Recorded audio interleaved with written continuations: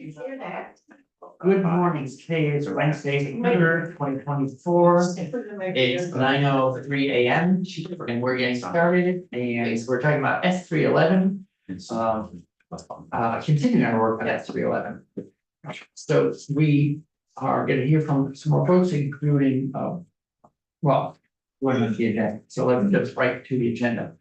Ms. Morgan, good morning. Morning. Here on behalf of GMP, if you'd like to join us. Yes, and if it's okay, I'm gonna have my colleague Michael You Bird join certainly with me. Well, control it if you like. Yeah.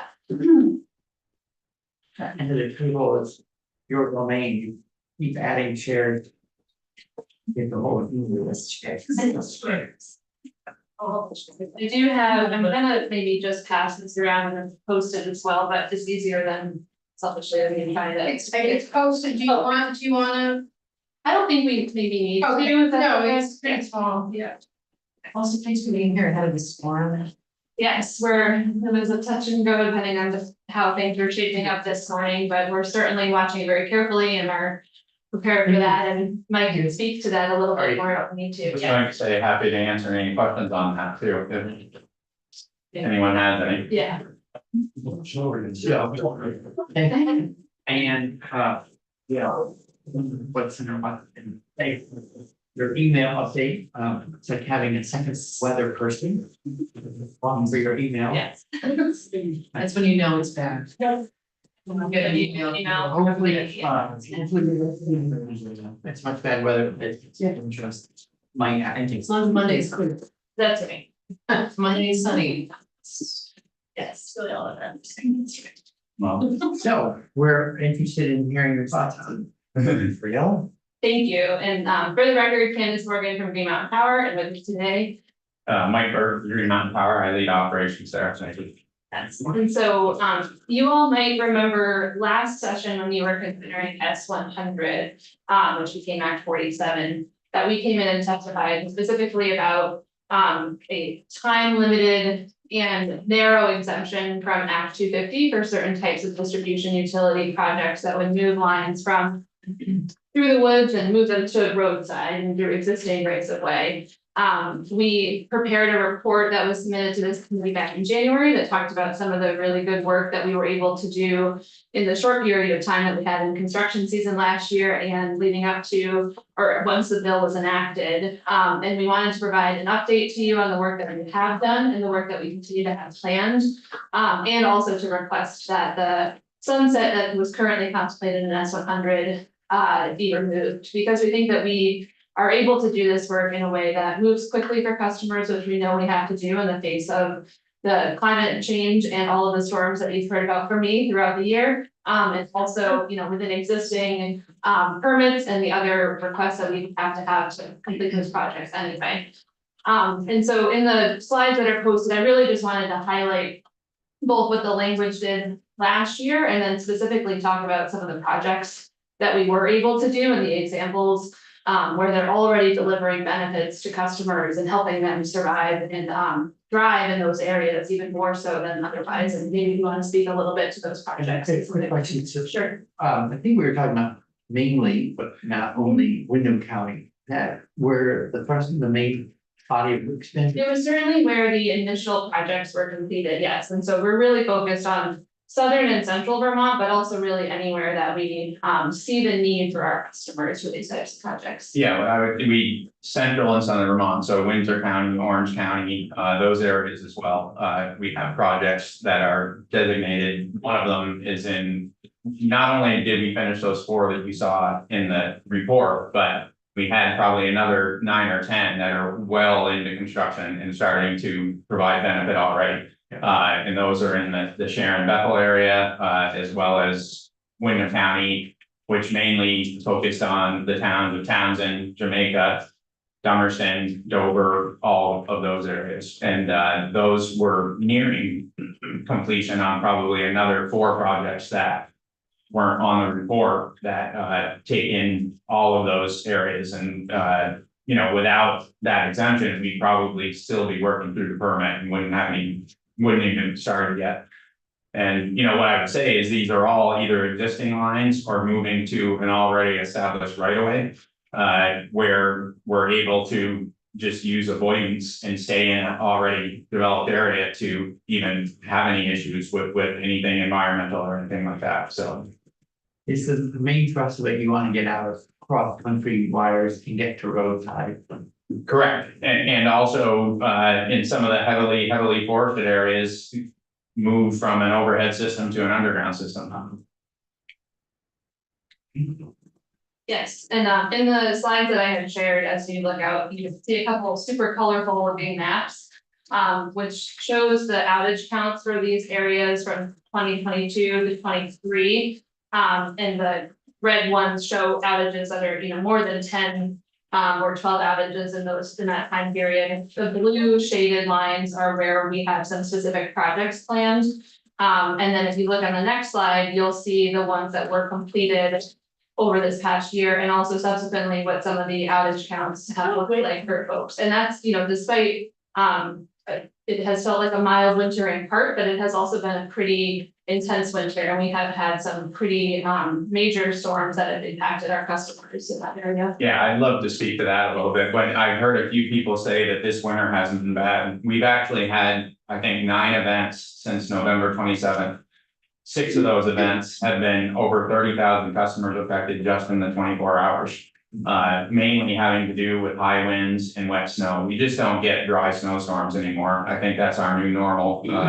And we're facing both of those today, the high wind and the wet snow as well. So it has not been a quiet winter by any means.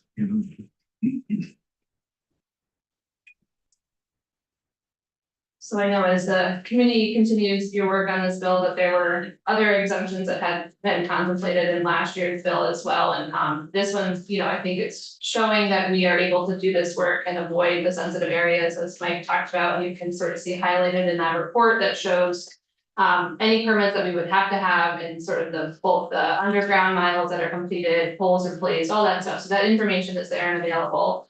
And just zooming out slightly, I think when we were last year as well, we highlighted a lot of the work that we had started in what was a climate plan, as we had called it, a few years back, as we were looking out and seeing these ever increasing storms. We recently had filed a plan with the PUC called Zero Outages, which is our initiative to get to zero outages by 2030. And that's through a combination of the projects that you are seeing us work within this exemption, and then also through deploying energy storage in some of our most rural customers. And so this is, having this in place is a sort of key part of that, as we're able to move quickly and reach that goal should it be approved by the regulators. So this is an infrastructure investment, so you have to bring it to the PUC, like used and useful, that after that test, you're good to go, and then you get to recover costs, but I'm curious about the cost implications of. It seems like in terms of providing the kind of service you want to provide and customers want, it's a great idea. Do you have any sense of the payback for you as a utility? Because I'm thinking that as you start to have fewer more varied lines or whatever, or lines more accessible, just roadside. I would hope save you time and money, so eventually ratepayers will also see some sort of benefit, because you'll have less to spend when a storm comes. Correct, absolutely. Right now, we're facing ever increasing costs just on storm restoration. And when that happens, all we're doing is putting the system back together as it is today. In terms of the infrastructure investments, those costs are spread out over 48 years, where the storm costs hit us today and in the next year. And so the costs we're facing just on storm restoration alone would more than justify these investments. And yes, the more we get underground, the more we get storm hardened overhead, the fewer calls we'll eventually have going forward, and the customers will stay powered up and safe in their homes. So there's multiple benefits here. This storm we're preparing for today, the forecast now has gone from only a light higher winds in Bennington to now there's a high wind warning from Underhill, Jericho, all the way down to the Massachusetts border. of almost hurricane force winds. And this is, I think, the third or fourth event just this winter like that. That's not what we used to see. And now it's becoming commonplace, so. Yes, there will eventually be many benefits from this, including, reduced costs in the future. Cindy White, then Cindy Watson. Yes, so there's a report that you had done in relation to that. The one, so I'm supportive of this exemption and continuing this exemption. I think it makes a lot of logical sense. To protect us from inclement weather where we can, and I appreciate the maps that you had. But my only question would be, it seemed like in the report you also looked at expanding storage capacity. Could you speak a little bit to that? Sure, so that's unrelated to the specific language that we're Oh, talking about okay. right now. That's more of our the broader zero outages strategy. Oh, okay. So this is really related to the infrastructure on the grid for the lines and everything, and that storage would be a part of that line language. Happy to connect more on that as well. Okay, so it's not that this exemption would cover the building No. out. Okay, No. thank you. Yeah. That was my only. Sure, thanks. What is happening with the moving versus not moving storage pieces? I know that there had been a conversation, that's not something that we're No, addressing I here. think that there was some language in S305 that you all had looked at as well, and we certainly have been partnering with some companies that are delivering like a mobile Yeah. storage solution. And actually have received a federal grant to help bring some of those units online and throughout Vermont as well, so it's exciting stuff that's happening. Yeah. Yeah, Okay, yes, thanks. yep, So a giant battery and wheels. Yeah. yeah, that's right, Better than a generator. yes. That one. Thank you. I also have a few questions. One, I'm interested in the point you just made about the cost of the store restoration, justifying the cost of this investment. And maybe, I don't know if you're at liberty to say this, and if not, that's perfectly fine, but I mean, what is roughly your payback on that? I mean, is it gonna pay, do you expect it to pay for itself within a year, within 2 years, 5 years? The reason that our zero outages initiative is all encompassing is it takes from the substation all the way to the last customers in the most rural areas. So the more we get done of that, the sooner the benefits will start to flow back to customers. So some areas are already built out like that, and we have very little costs for storms. So we know that exists, but in order to start to see those benefits, we really need to get out there and get this work done. And I think from there, what we'll see immediately is no escalating costs, because those areas will go away. That one of the lines that we did almost 4 miles of underground on down in the Townsend Wardsboro area. We had, I think, 25 separate outages in that area last winter. We had 2 this year. None were in the underground portion. It was only the overhead beyond where we finished, so it eliminated any restoration or activities on the first 4 miles of that line. And that's what we expect to see everywhere as we do this. And as you build this out to everyone, are you thinking that the scope of that work can be done by 2030? That's the plan. Okay. Again, we need to continue to work through Okay, the regulatory process to get approval for that, but we know exactly how many miles we need to do of all types of construction. And we have the machines that do the underground that are prepared to roll, so.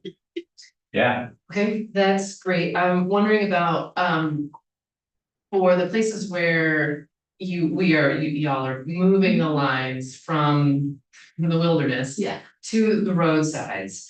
I assume like you have easements on the properties out in the wilderness. But, and even when you move the lines, I assume that you're gonna maintain those liens.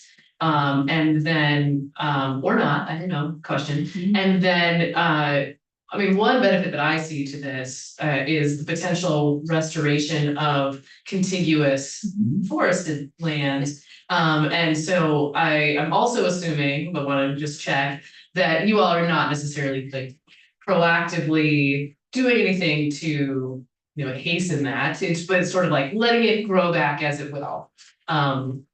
Yes, when we leave, there's multiple. Yeah. Things we have to work out there, but the goal is to say goodbye to Yeah. those cross-country right of ways. Yeah. And Oh, so to no longer maintain even the right of way, as long as we can move it to the road, if there's no lines there anymore, yeah, we're gone. okay, And yes, we would stop, addressing anything off-road. that's great, We've got, we're working with communication companies to make sure they come with us. Those are the types of things we have to work out, and we're getting some good response from that, not only from the companies, but also from the Vermont Community Broadband Board. Yeah. So yes, the goal is to give back the cross-country forested areas and just be along the road like everyone else is. okay, great.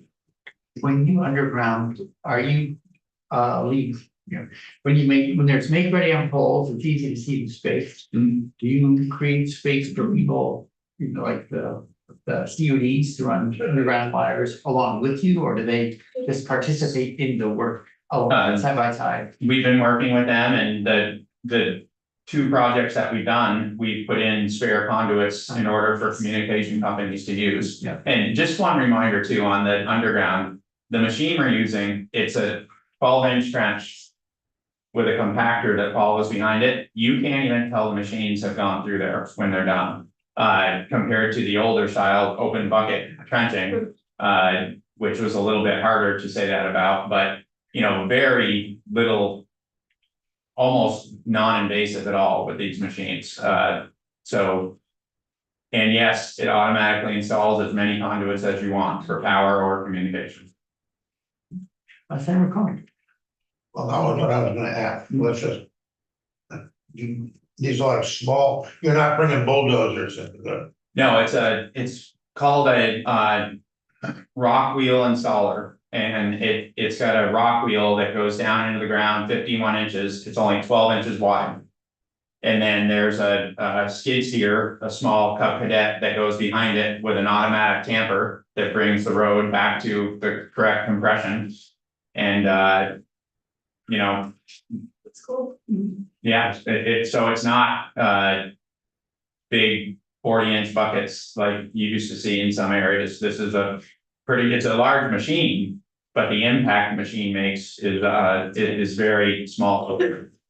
so this is gonna save line workers from having to trudge off and through the snow. Correct, they will no longer,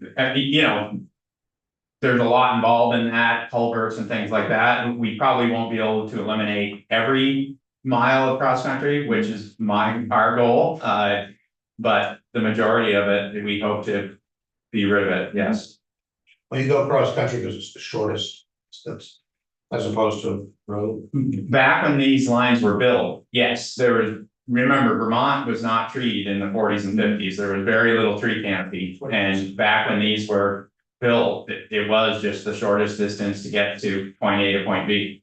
And now it's safety, it's recovery, it's using machinery instead of putting people out there at risk. So yes, back then, that's how it was. Today, we have technology that we want to get them where we can use our technology to keep everyone safe, customers and our teammates. One more self-indulgent question, Mhm. and we'll be done. From my view, Mhm. from my deck, I have a view where there's what looks like a fire break in the wood, but it has power line running. It's a parallel to the White River across from Route 107. Stockbridge, Bethel. Something to see that in there. I know, well. Exactly. Is that So. That is actually a transmission line. Yeah. This program, the Zero Outages Initiative, is not addressing transmission lines at this point. Our rights of way for transmission are much bigger, and we have fewer tree issues on those types of lines. Those are the lines that go from substation to substation.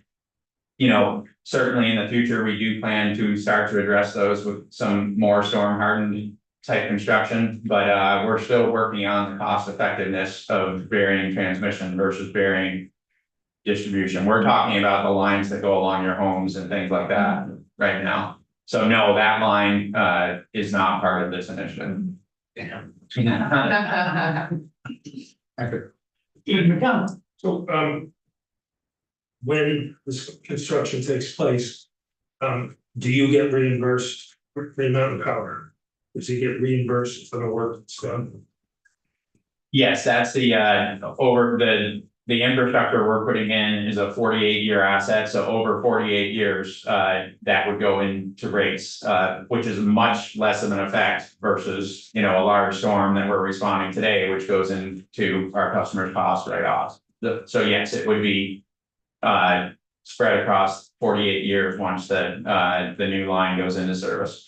So, as the chair in the past, when people asked to have lines put underground, if a Green Mountain Power leaking credit, say testified that'd be more expensive for customers, and now you're here saying because of the changes in climate, it would be less expensive. Changes in climate and technology as well. Yeah, I'm Yeah. so glad you asked that. So what we're doing is we're working to bring the cost of underground on par, if not less than overhead. Just as an example, we don't want to leave the lines off road. Whether they're overhead or underground, we want to get them to the road because it's harder to recover cross country. It's a danger to be out there working.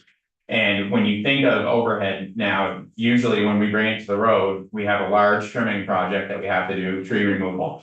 Traffic control for that, traffic control to set the poles and anchors, traffic control to, so oftentimes now our estimates are coming in with this new machine that does it all automatically.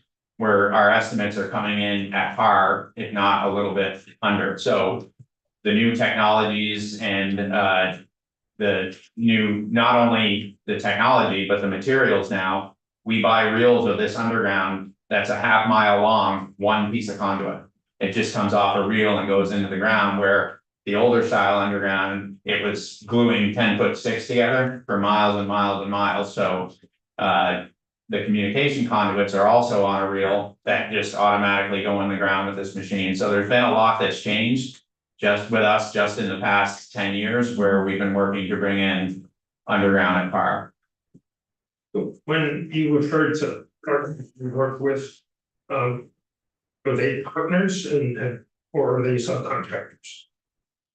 The crews that we do this work with, I was referring to the reference to your partners, and I'm trying to understand what that word means to you as compared to what it means in statute. our partners in this would be the communication companies and EV. And then, They're not your partners. I mean, we work pretty closely with all these. You have contracts with them and We agreements. Yeah, we have pole ownership agreements, pole rental agreements, yes. But they're not your partners, right? That sense, Yeah. I mean, I think we would use that word because we work closely with them and we do have those agreements in place that I was speaking about, but. We're dealing with statutes that defines words, okay? Yeah. Sometimes those of us that are not professionals take shortcuts, but you're not us, so probably I would hope using the words as they mean in statute, not as they sound good in a brochure. Steady relationship or partner, spouselings, where. Partners. So anyway. The virtue of being a partner, you can make a legal commitment on behalf of your partner, when your partner, without having communicated with them, so. Socrates on a bad day. Oh, thank you, Mr. Chair. Your long-term relationship, I love it.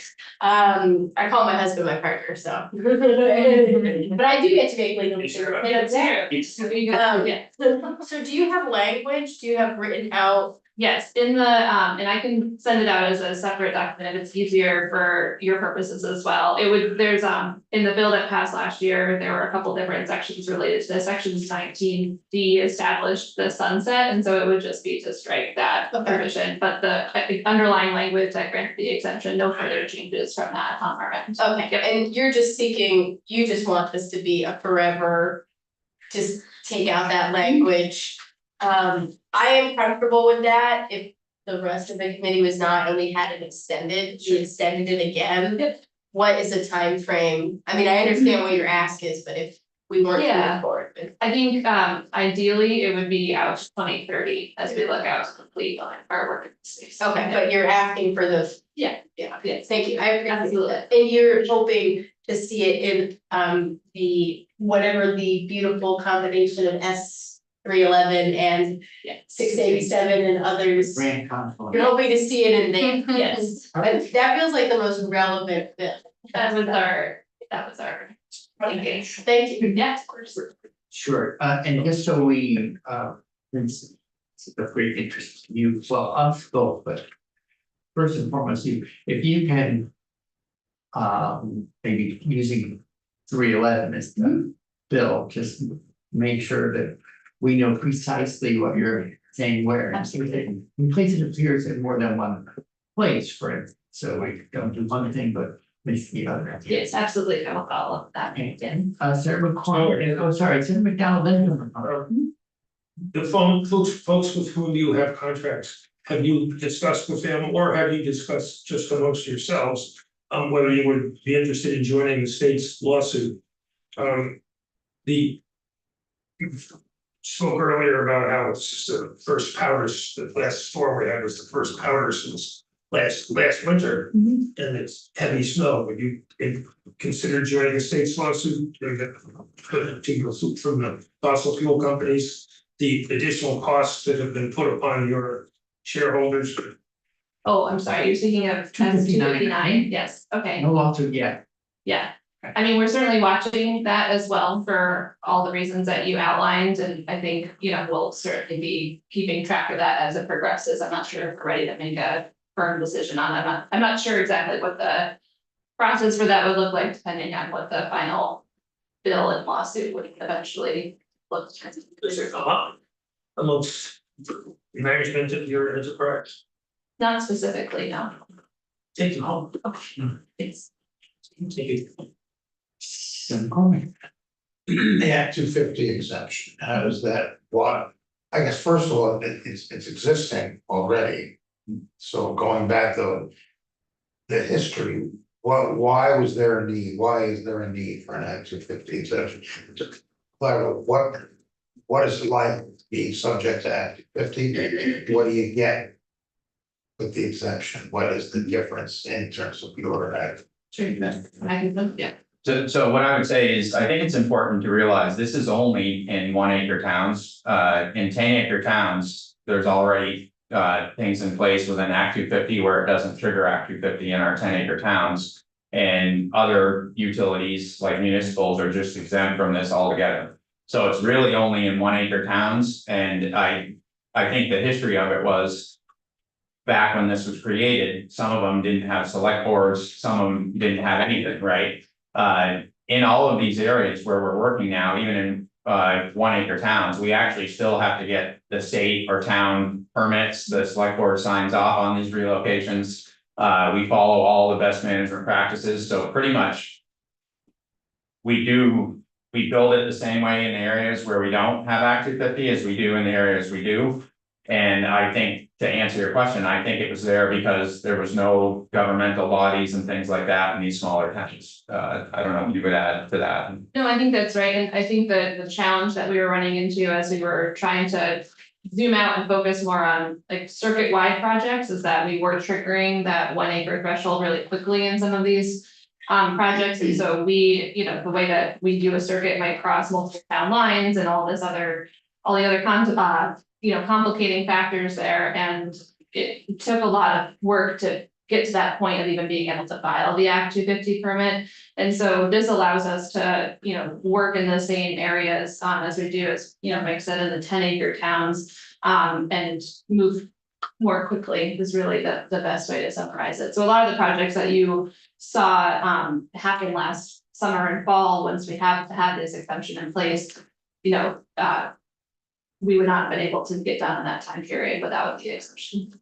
What criteria do your projects involved? In what criterion? Yeah, Act 250 Yeah. criteria. In a 1 acre town, it's it's considered a 20-foot right of way. And if you have a 20-foot right of way for 1 acre, which is 2,200 feet, which is like a line extension to one house, you trigger Act 250. Yeah, And that's the basis for what triggers Act 250 or not. yeah, no, but now my next question is what Act 250 has been triggered and you're going through the process, what criteria are looked at? Everything in Act 250, historical preservation, literally everything that a normal Act 250 permit would trigger. Well, a normal permit, often there are many criteria that you would say for this project that it does not apply. There's no issue on it at all for this project, so what criteria does the issue trigger? That does the project, I know that we look at wetlands, historic preservation, which were less and less of that anyway in state highways. I think probably stormwater, I would have to get our permitting Yeah. person to know exactly all the. But I think what's important to remember on that too is the wetlands, and which is contemplated in the report as well, which we're happy to continue to provide as long as this exemption continues, I think in the short term, especially as we look and see what the work is that we're doing and what permits we do have to apply for, you'll see that in the report, but for wetlands, we mostly avoid, that is our number one goal. If we ever were needing to go through that, we would still go through the A&R wetlands process. And for a lot of the other, historic preservation and other work that happens, it's all, it's part of our best management practices, which we have with the Agency of Natural Resources. So I think when we talked about this last year, and certainly when we were at the House Committee, there was we put together sort of what's in Act 250 versus what's, what would continue to be covered, even if this exemption were in place. And so I'm happy to share that for some additional follow-up with the committee as well.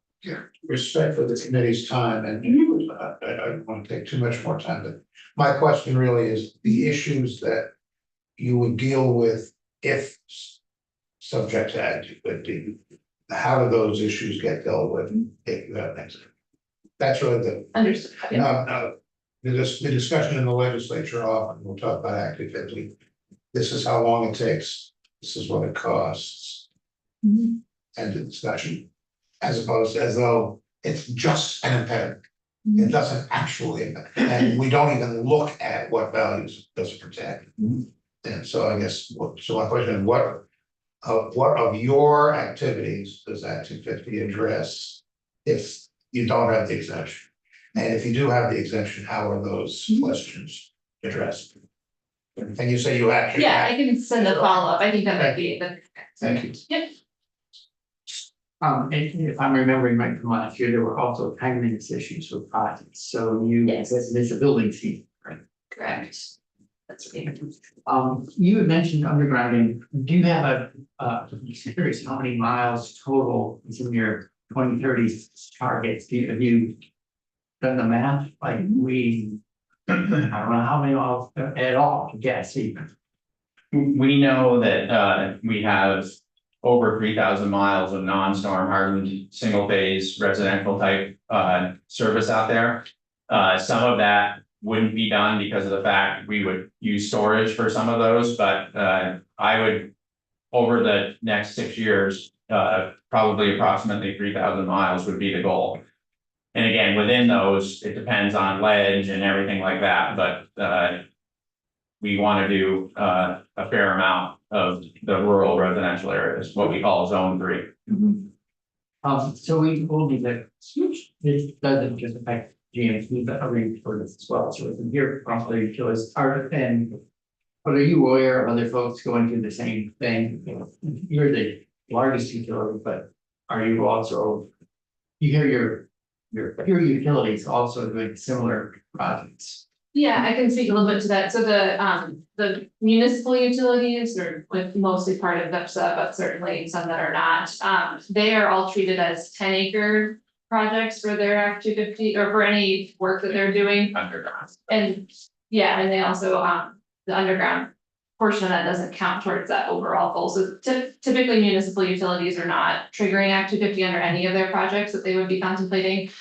This is just for distribution lines, so it would not be for transmission related to Belco, but Vermont Electric Co-op, Washington Electric Co-op, certainly would have projects in mind that could potentially otherwise trigger Act 250 review as well, and yeah. And was your question more, are they looking at doing the same thing? Yeah. Okay, so we did a presentation, we worked very closely with Vermont Electric and Washington Electric, we actually just went and visited, and did a whole company presentation to Vermont Electric Co-op, I think 2 weeks ago. On this style of underground and this type of work, so they're very much watching, we're actually hearing from all over New England and the Northeast, getting companies calling us all the time to understand exactly how we're doing this, and I think you're going to see a pretty quick follow on and a lot of our peers doing the same thing. Hopefully you provide all the supplies you need before there's a. We We have been working on that. Last sort of technology question, so we were talking about putting conduit in. It seems like also from last year, talking about there is cable that you can lay that is sort of, it's strong enough that you don't need to put it in conduit, is that, am I remembering right? They make an armored cable, that is still very cost prohibitive, that might be used in something like a transmission line type thing, the cable and conduit. The conduit, like I said, it's a solid piece of conduit with the cable already in it for normally a half mile. Yeah. It's watertight, it's protected, and even where we have direct bury, we didn't start using conduit until the late 80s or early 90s. And even where we had direct bury, a lot of that has lasted 40 to 50 years. So we expect in conduit protected from water, ice, stone, that will get incredible longevity out of it without having to go to the armor kitting. Well, thanks so much for coming in, we Yeah. want for our language, just to make sure we know exactly what you're looking for, we'll check in with a couple of your peers and. Glad to hear that things are Yeah. going well and that outages are down. The other thing I was thinking of is. Clearing trees that are loaded is dangerous work. Yes. Very much so. Yes. These, where we're going underground, we're not going to be removing trees anymore, which is, and it's, I don't know if you can see it in my face or not, but it's exciting to think about that. You seem very enthusiastic. It's happening. What is the expected long? The companies say 40 years, without a blink of an eye, but again, we have real time experience and we have some direct bury with no protection on the cable that's gone much longer than that, so. But when that fails, it'll be harder to repair. Yes and no, I mean, it's in conduit, so if we can pull it out and pull it in, it's not a big deal, and if for some reason. There's something else that happened to the conduit. We have standards we built already that show how to do quick fixes. The National Electric Safety Code allows us to lay this cable as a temporary fix on the ground and get people on. And what I would say is where we face 65, 70 mile an hour winds like we are tonight, and we've had 6 storms in 1 year with that. If a customer goes out once in 40 years versus every high wind event, I think they'll probably feel a lot better about the system we have, so. No, you're not talking about specific access to specific households, this is along the road. We're doing the main lines. Yeah. Yes, yeah. This is not something we're running to each individual home, So I so. can't get you to bury the line. I know this. No, but if you wanna do it yourself while we're there, that's right. Yeah, what is it, schedule 40, schedule 80, Schedule 40. schedule 40, very expensive stuff. Then dig a hole, then put it in, then glue them. Again, the materials we're using, it's Schedule 40 HDPE. And it's much less expensive than the 10-foot sticks that you're hearing about right now. Yeah. You're watching, last question you. Thank you. So for the places where you're burying lines, just from a practical visual standpoint, I'm thinking about Well, so who owns the power, who owns the telephone poles? It must be the telephone company. We do. You do, and so if the power goes underground, Mhm. the poles stay up because of telephone lines, or are you burying all of them? You're not burying. That's where I spoke of earlier, that we're working closely with BCBB, the CDBs, and everywhere there's existing lines on any of these projects we do. We approach the individual companies and try to work with them to get them to go. Excellent, okay. great. And you know, there's no mandate that they have to, so that's what I meant about, we need to talk and negotiate and. But we are putting in spare conduits with this, and just so this committee knows. The main lines that tie between substations, those are not the ones we're talking about putting underground. It's the more rural residential areas where we don't need the bigger conductor that carry higher amps or things like that, so. So not like 220, what is it? What is the 3 phase? Yeah, not the 3-phase mainline feeders, say in Montpelier. It's the lateral lines that take off from those areas and head out into the more rural areas. Someday. Mhm. I can. Someday, yeah. Someday, The technology is not quite, they don't even make the cable and conduit and cable large enough to do those, which is the only reason we're not there yet, but someday they may. Okay. We're pushing them, the manufacturers. I have faith that will exist. Great, I'll Share the follow-up that we discussed and available if any other questions come up as well. Thank you for the time this morning. Yeah, thanks for coming in. You can see that somebody is very interested in the whole thing, so we're glad that you're making progress. Great. Thank you. With that, we're gonna change gears a little, another. Back to the more housing oriented aspect of 311. And like Zach Hill joins. Good morning. Everyone, Yeah. thank you for taking the time. I have a PowerPoint, if I could share that with you. Oh, wait. No, Zach, I have to give him a call. There. He's okay. Okay, now you can share, Zach. Awesome. Great. So thank you again for the opportunity to come and present this to you. My name is Zach Hale. I am a partner and CEO of Hale Resources. And we are a real estate development and property management company in Bennington, Vermont. And we're currently managing about 200 units. Just to give you an idea of some of the projects that we work on, we do like small, medium, and large size projects. So with our smaller projects mainly being incentivized by VHIP, and then we have some medium projects with CDBG, and then a larger project that we're working on. And this is actually in the pipeline. And this has got a lot of different funding sources. And with our smaller development projects, we've brought 33 units back online, and we have some currently under construction now. And throughout this process, we've actually added 12 units to the market, and we're doing these for about $60,000 per unit. Our medium projects about 180,000 per unit, and then the larger projects taking about 500.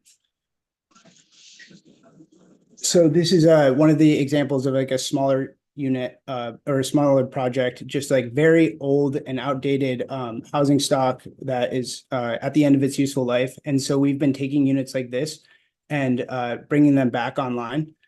And throughout this process, some of the things that we're doing is taking like this 3-bedroom and an efficiency unit, and we're redesigning them so that they can become 2 bedrooms and a 1-bedroom. And so this is how we've been adding the units to the market with doing this, and also bringing a lot of life back to these properties as well. And yeah, this is just an example of what the end product looks like right here. Nice. And that's the first unit we just saw too. Oh, what was that? That was the original photo to the. Yeah, this oh. unit, yep, became this, correct, yep. And so, and we're also doing this with some commercial units too. So this was a commercial unit that we got back, and we actually utilized VHIP and some VHIP, and actually I have the capital stack next. So this was made into 2 units. And so, yeah, this is like the scope of work, what we did there. And then this is like an example of these smaller units and the funding that we're bringing in to do these projects. So VHIP, Healthy Homes Initiative, Capstone, this is weatherization, and then some private capital. Usually this is brought in with debt. And so for the medium-sized projects, this is an example of, and I just showed this to you as a 3D model that we completely gut renovate these buildings, not all of them, but most of them. And so like bringing it all the way down to the studs.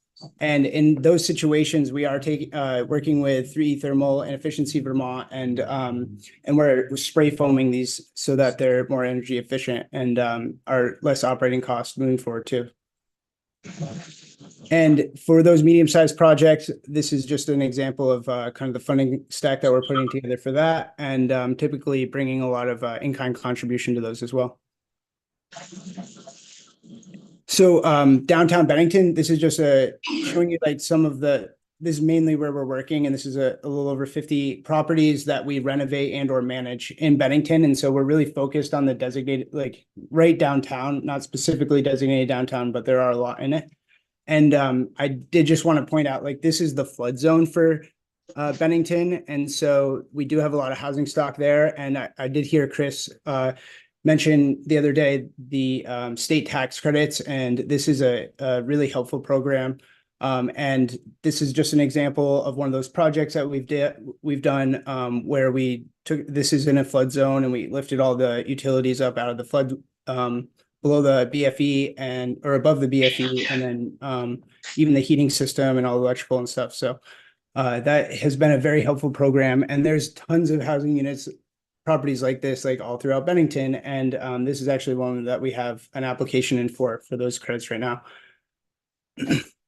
And so this is kind of just a timeline of all of those projects. And I just wanted to point out that so when S100 did come out, it allowed us to move forward with these 3 projects right here, which I don't know that we would have been able to do what we're doing without being able to add the units to the properties. And so it allowed us to add 3 units to the market while doing these, but there's an additional 4 units that we're bringing back online because we can make those projects pencil out now because we're adding units to the property as well. And again, we've added with all these small projects, we actually added 12, and we weren't going to move forward with this project because of Act 250, because it's just like for every 1 unit that we add, we would have to go through Act 250, and it's just so much work in order to do these really small projects. And so this was it was very helpful, and we moved forward with these right after that passed. So and then here's some of those medium-sized projects. And I did also want to point out that with the larger projects, the one that we're working on right now, we actually received the JO for the priority housing project very, very, very close to the beginning of our pre-development. And so without that, I don't think that we would have taken the risk of continuing to move forward with this project. And this is the building that we're renovating. And one of the reasons is because this is our pre-development costs. So architecture, civil, MEP, structure, environmental, like all of these things are the money that we've spent right now in order to get to where we are today. And that is close to closing. And with all of the uncertainty around Act 250, it's just really hard to go and spend all this money. And it's something that we needed to do quite quickly so that we could go pursue funding. And that's like, how could I ask for the funding if I don't even know when I can start because of something like Act 250? And I do want to point out the environmental, because I did hear Gus mention the dirt, and this is we did get our corrective action plan back the other day, and we found out that we have to spend around $990,000 on this lot. It's going to take us probably about 14 months to get that corrective action plan completed, and this is the type of stuff that we have to do depending on what the finished like grade is going to be. We have to like put a layer of something over the dirty dirt, and we have to remove all this above it and then replace it. So that is a lot of work, and it seems like a lot. I can't really speak to whether I agree with it or not. Like, it seems like there's a lot of that's gone into deciding that this needs to happen. But I think one of the things that could speed it up is just like, we're always doing a study to see if we need to do additional studies. And if we had done everything up front, then there probably could have been some time that was taken away, but then that means $250,000, and we were unsure that we needed to spend that money up front. So again, that uncertainty is a hard thing.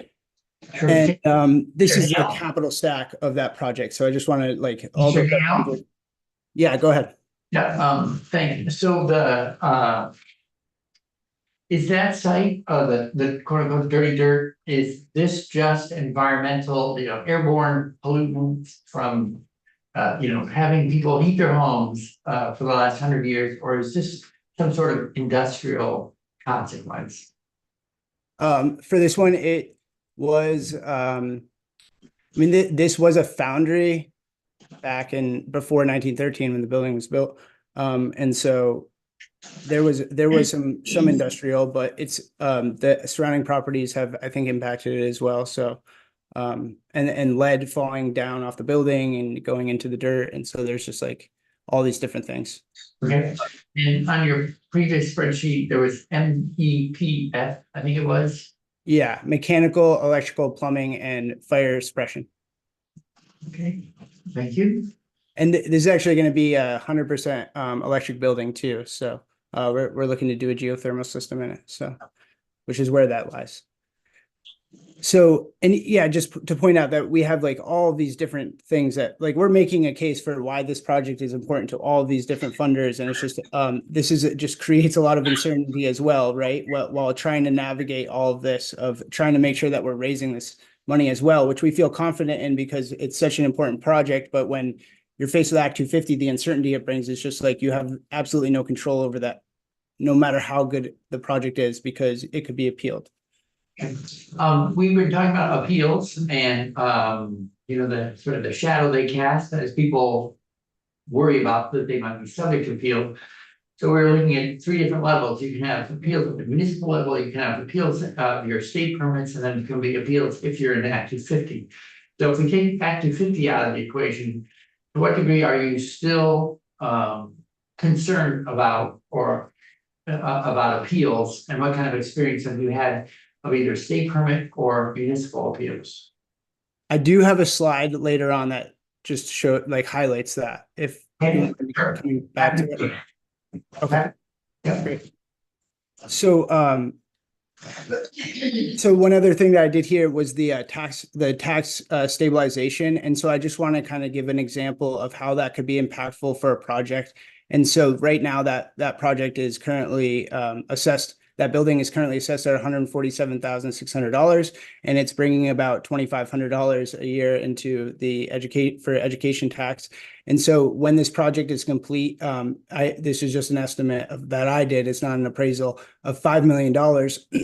And so, and I do hope that we can get tax stabilization from the town, because when you're having that absorption of putting all of the renting all the units, and then also we have a childcare facility in this building. So there's the absorption of the childcare. And so the being able to not pay this $160,000 calculated amount right here in the first couple of years would allow me to actually subsidize some of that childcare funding that I was hoping to do, but might not be able to at this point. So, and then this is what it could bring after the fact. So I think this could be a but-for thing that could be huge to bring to make projects happen. So and then I just kind of wanted to point out, that funding stack was a lot more than that that 5 million I just showed. And also, this is an example just on a smaller scale of a 5-unit or a 5-property portfolio that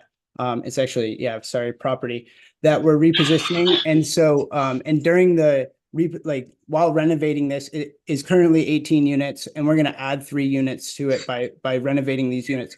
And so we had a as is and an as completed appraisal done, and they said it's worth about $1.2 million. before we start a construction. And then we have the cost to do all this work is going to be $577,000. And when we're done, it'll only be worth 1.3. So there's only an increase of $125,000, even though we're putting 577 into it. And so some of the things we do to combat that is actually get grants. And so what we'll end up doing is putting about 247 into it, and it'll still only go up 125. So we're actually like having a decrease in our net value by $122,000. And for those 3 units, had I gone over the 9-unit trigger for Act 250, I would have to go through Act 250 3 times for each one of those properties that I added a unit to. And so that is a lot of time and energy. I have a very small team, and for us to have to take on doing that would be very challenging. And we're just like bringing we're adding life back to these buildings, and usually making it smaller units. And so there's the same amount of people that are living in the building after the fact, and it's actually aligning more with what people need. And one of the markets we're hoping to expand to is Rutland, and we are doing a project there now. And so what this says is that this is a housing needs assessment that was done, and it says that 71% of the households have one or two person households. But then when it comes to the housing stock, only 37% of the units are 2 or fewer bedrooms. And so there's this big gap between what people need for housing in terms of size and what they actually have. And there's a lot of vacant buildings in Rutland too. And so there's a huge opportunity to add units to the market by renovating what currently exists. And so, and one of the things that could be helpful, and I think I heard Jacob say, was the clarification on Act 47, which could be very helpful in doing these types of things, because I think there is some confusion with municipalities on that 4-unit provision that was put into S100 or Act 47. And this was something from the Vermont Council on Housing and Homelessness, of some suggested language that could help clarify things. And so on the last project note, this is something that, and back to your question about the Act 250 and the appeals. So this is a project in Castleton, Vermont, which is a 99-unit senior care facility that I'm working with Dusevich Inc. on, who is the developer. And there's been tons of support for this project. It's been something that we've been working on for years. And even the select board has provided one of these, and we're hoping to work with Castleton University on it for like clinicals and stuff. And we actually went through 13 DRB meetings and to get to a point where we can actually build the building, but we are then told that we can't have memory care in it because it's akin to nursing home. And so we went through about 14 months of just DRB meetings. And then after that, we ended up being the ones to appeal. And so it's been a year and a half, and I think we have a trial next week. So, and we did try to mediate and stuff, and the neighbors have entered into that appeal process and are arguing with us about it. The select board is all on board with us moving forward with the project. They're very supportive of it, but it's the neighbors that are holding things up right now. And what's the basis of that appeal? Well, we're appealing because we were told we had to have kitchens in the units and that we couldn't have the memory care piece of the project, which we need to have. So it's a full like beginning, like independent living, assisted living, and memory care. So I can't really speak to what they're appealing. I guess they're telling us, yes, they agree that we have to have kitchens in those units, is I guess what their argument is. Yeah, so I think, I don't want to take too much time. Which, in the memory care units, those are folks who are not cooking and all the rest. So you're saying they end up being more like, I don't know, a little bit more like hotel rooms or something like that. Are you saying that you would like to have every unit have a kitchen, or you are being told that you should have a kitchen for every unit? Yeah, that's what the DRB said, that we need to have kitchens in every single unit. You would like to not have to. That's correct, yeah. Okay. All right, And so, yeah, two slides left. So just pointing out that this is from the Vermont Housing Needs Assessment, and just like the demographic of seniors that is growing the most is over 120% AMI. And so I kind of just wanted to end with like, this is a huge opportunity to add workforce housing to the market, because when it comes to just industry standards of senior care, it's actually not 30% of someone's income that they can provide, like spend on housing, but with these types of facilities, it's actually 65 to 70% of their income that they can spend. And again, fastest growing demographic of seniors is above 120% AMI. And what our market feasibility study also says is that within a 10-mile, that 70% of the units that so 100 unit senior care facility, 70 of those units will come from a 10-mile radius, will be filled by people within a 10-mile radius of that facility. And so now you have people that are moving out of currently existing housing and into this facility. And you have now housing that's already built and established, and you're saturating the market all at once.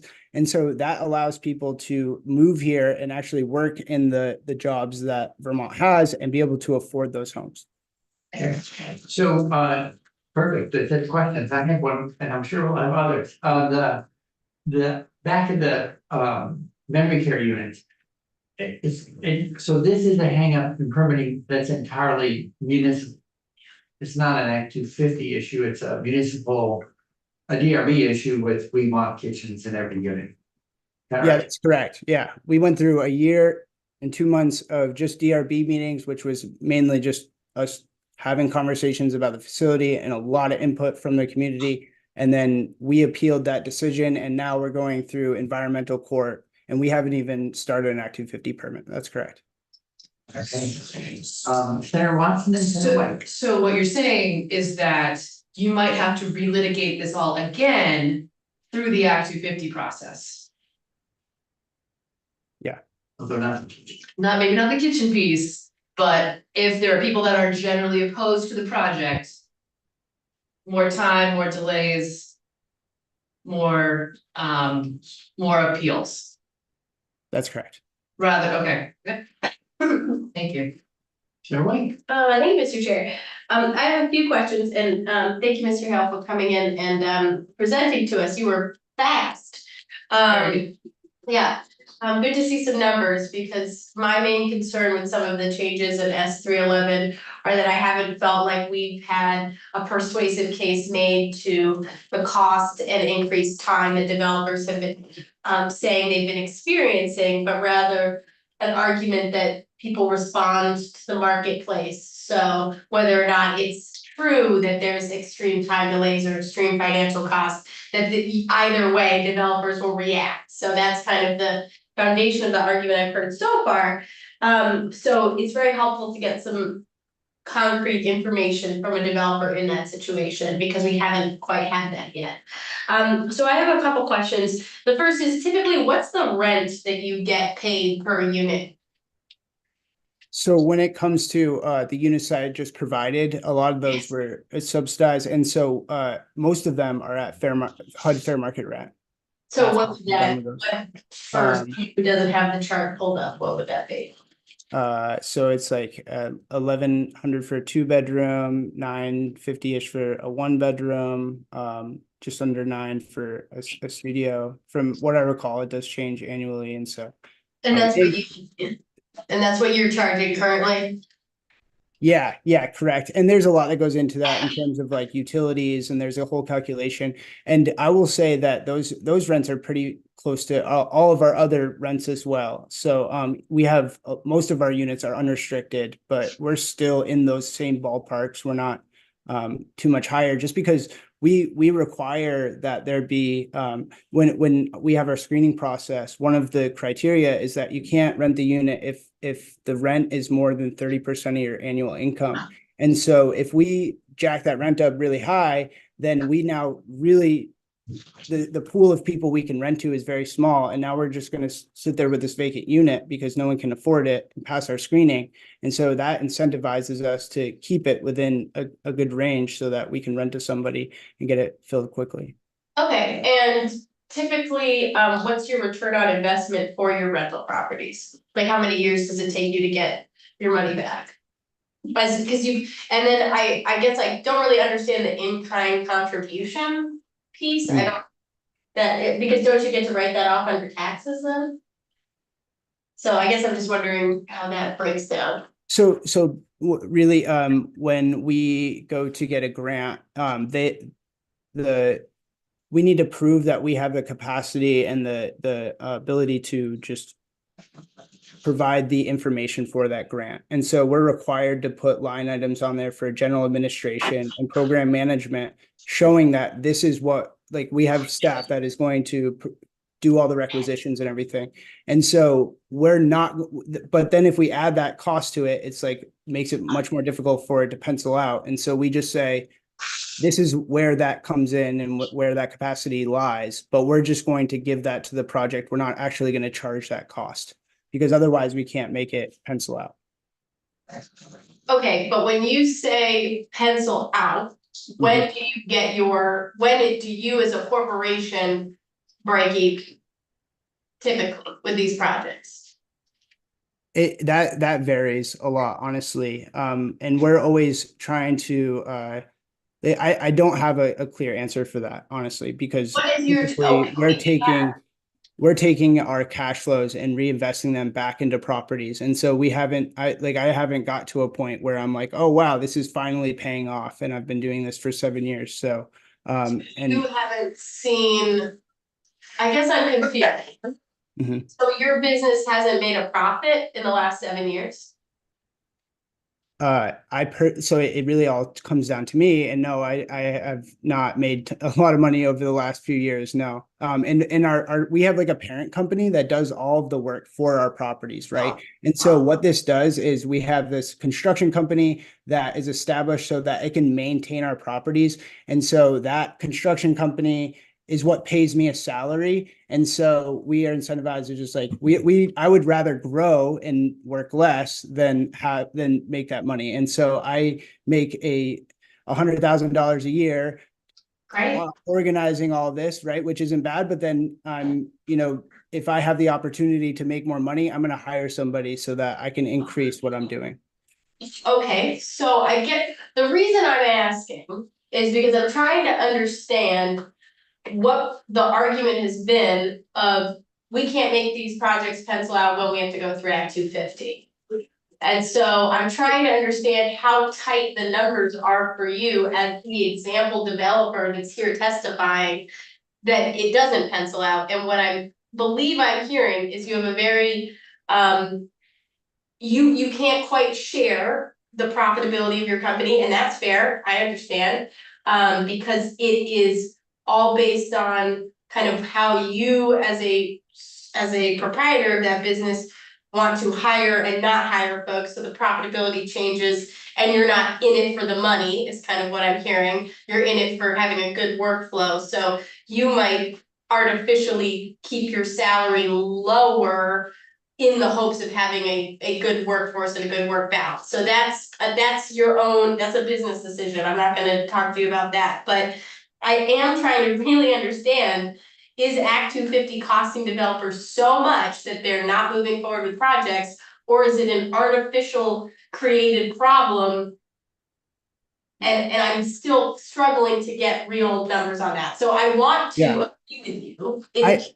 To agree with you when I feel I don't get information. So yeah, if I could speak to it just a little bit more. I think one of my biggest challenges is like having people lined up, because we have a crew of carpenters that I need to keep busy, right? And so if my next project isn't there, then I could have to lay them off, and it's like hard to build that team, right? And I also have electricians and plumbers and guys who do flooring and guys who do sheetrock. I have like all these different people that we're coordinating projects with, and I got to know that I have that next project coming up.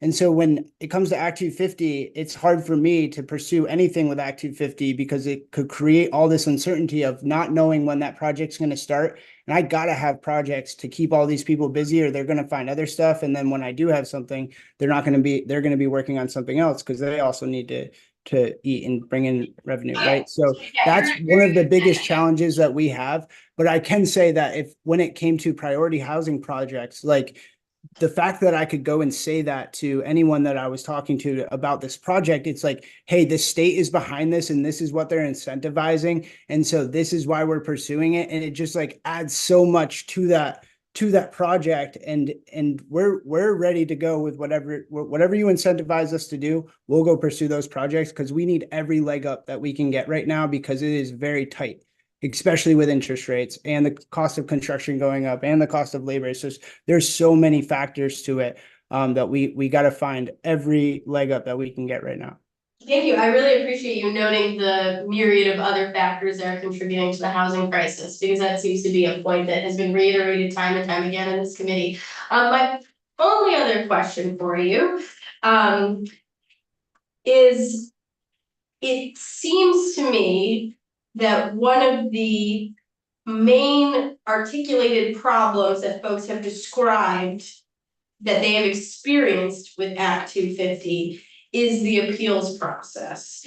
And one of the points, and I love your response to this, one of the points that I struggle with is that without the appeals process, without any democratic mechanism for Vermonters to weigh in on development, you just end up having projects developed that people don't want, or that a group of people are disappointed by in their community. So I'm wondering how you feel in your capacity as a developer, having that process is a barrier versus a benefit to getting community buy-in.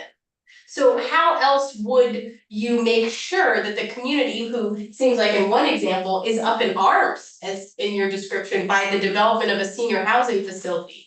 So how do you include that group of people in the conversation so that you're not just building something that they are then very disappointed by? I personally, when I approach a project, I always want that public input. There's a lot of opportunity throughout the process, through DRB meetings, through select board meetings. Like there's tons of opportunity to hear from the public as well. So that's what I've not been through that Act 250 process, right? But you've not done the Act 250 process I've avoided it. Yeah, you've never gone through it. I've never gone through it. No. Okay, well, it is a great process for many developers to engage community.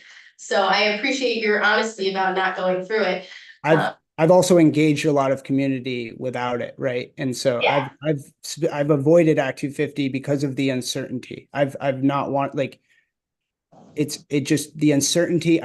It's so hard to raise capital for a project that you're like, I'm gonna start this project one day. And I would like you to spend some time on underwriting it with me and putting that capital stack together. I just can't do that because there's too much uncertainty. I don't know when I could possibly start and what are the rates and how do I even, it's harder to even underwrite that at that point. Cause right now we're at 7%. Does it go up or down for interest rates? Like it's really challenging to pursue something with that uncertainty. Thank you, Mr. Hale. I have a question. You mentioned priority housing projects. 311 at the moment eliminates that designation, and which is the committee has I would say it's come up as a regular point of discussion in committee. I think we have some concerns because it does address the whole affordability issue. Can you speak a little bit about whether or not you would prefer to see the state maintain such a designation, and how does that work out for you? I know there's a balance. It only needs to be 20% affordable, 80% to be market rate.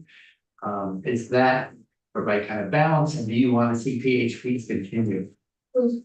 Yeah, the Benhigh project that we're working on is a priority housing project, and I don't think I would have pursued it had that not been the case, because like I showed in that timeline, we had that JO opinion very early on, and then we're looking to, and after we got that, then we were looking to leverage our properties and we took on $1 million in debt just so that we can do all of the pre-development for this project. And I don't know that I could have done that with that uncertainty. Sure. Okay, and then the other thing, it sounds like a lot of your projects relate to densification, so you're bringing older product homes back online. And the density part is, you turn them into more units, right? And, so I'm glad to hear that, because sometimes we get stories we hear create the impression that the answer is always building new from scratch, and it seems as though there's an opportunity to just renovate and then increase the number of units, bring them up to speed, modernize them, and have more units. Can you say a little bit about how you look at the choice between putting your money into renovating and creating more units versus start from scratch? Yeah, we've not built new, so I can't speak entirely to that. Our niche is taking existing housing and redeveloping it. And so part of the reason for that is because there are incentives for us to do that, like the state tax credit program, like VHIP. There's a lot of, and also the weatherization funding. So there's a lot of incentives to pursue that. And so when we approach those projects, we can redevelop these properties, and then typically we put hundreds of thousands of dollars into them, and we can pretty much get the same exact rent that we got before, which is why I think we're partly in this problem, right? There's not that incentive to redevelop a property.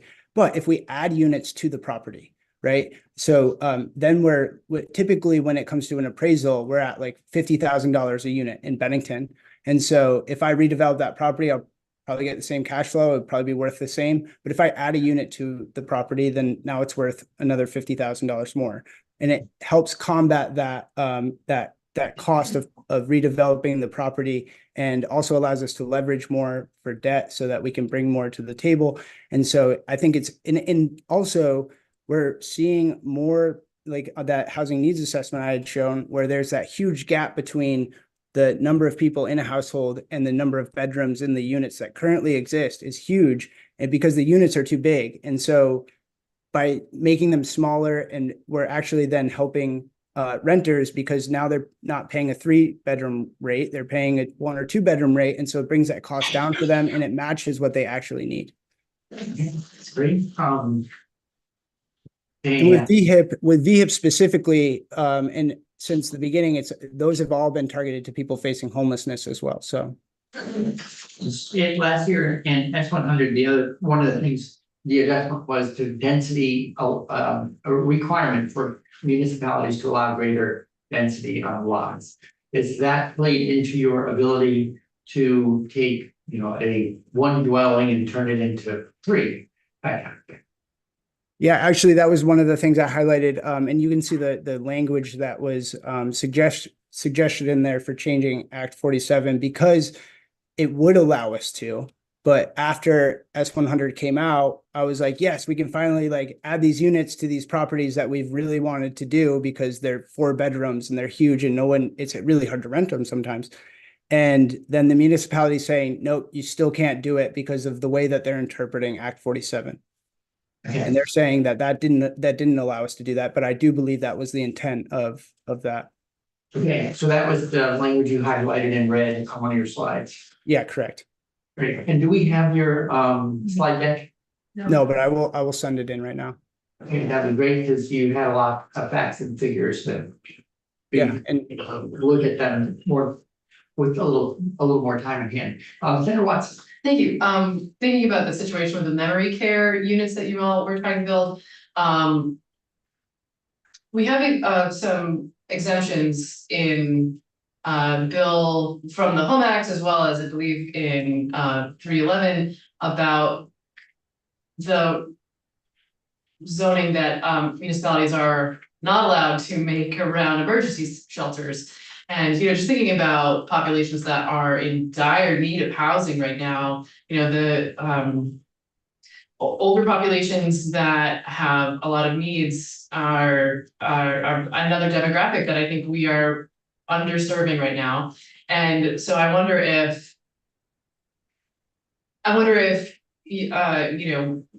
I'm just saying this aloud, I've not vetted this idea, I'm not sure, I'm willing to be wrong about this. But I'm wondering if we need some kind of similar language around memory care units, because we desperately need them. I mean, I actually know people who live in the intersection of homelessness and need for like mental health care and like Alzheimer's issues, and like that is a really, it's just such an impossible place to be, needing both just shelter at all, and then like the shelters that we have are not adequately equipped to take care of those with a lot of needs. So anyway, that's something that I feel that it like weighs on me. Yeah, and I think, we're the second oldest state in the country, and it just kind of makes sense that we're providing housing for a population that is growing very rapidly in terms of, age. And I think it does make a lot of sense and I pointed that out too, as people making over 120% AMI and making that case as to why it's good, because it provides the opportunity to provide housing to people who can afford it, so that they're freeing up housing that would then be able to afford it by moving here and living in existing housing. And the project that we are looking at, because of the cost of everything, we are looking at some subsidies, and we might need to go the path of providing lower income individuals with some of those units as well. So just because we're trying to push this project forward, and that's the reality of the situation, right? But what I can say too, in like what we face in our units, is that especially those VHIP units, the 33 that we've created, we're now providing housing to people with very high needs, working through the coordinated entry, and we're not social workers, right? And so we've had to develop a lot of partnerships with social service agencies who are doing amazing work, but seem like they are really at capacity, right? And so what that does is then we provide this brand new unit to somebody, and in a short time, then their housing becomes unsustainable again for a variety of reasons. And part of that is because social service providers are filling those units and getting someone in the housing, and then they're going and focusing on the person that it doesn't have housing yet, right? And I think their ability to take a step back and create efficiencies within their organizations is very challenging, because they do have to take a step back, and that could mean that someone passes away because they're not focusing on that day, right? And so I think one of the ways to combat that is to get more folks here working in those positions and increasing their capacity, and there isn't housing for people to move here and do that, right? And so it's a big challenge, and I am providing housing to people with high needs, and I love to do it because I think that people need that sustainability in their life to achieve their greatest potential. But what I'm also recognizing is that there is not a lot of opportunities for people of middle income salaries or workforce to actually move here and take jobs and contribute to that capacity increase, right? So. Yeah, that's fair. Thank you. Thanks. One more question on the Castleton project. So what was that facility currently? So it's actually this longer story that I'll make quick, but it's a vacant piece of land. So that the town owns and was given to them by the university, and it's got an economic development covenant on the deed, but we had to get a PUD because it's a residential area, and so it has to be residential, but it also has to provide an entrepreneurial or like some public good too. And it's like a really challenging thing to bring to fruition. But then we have this perfect project, and we can build the building. We were told we can build the building, and it's a big building.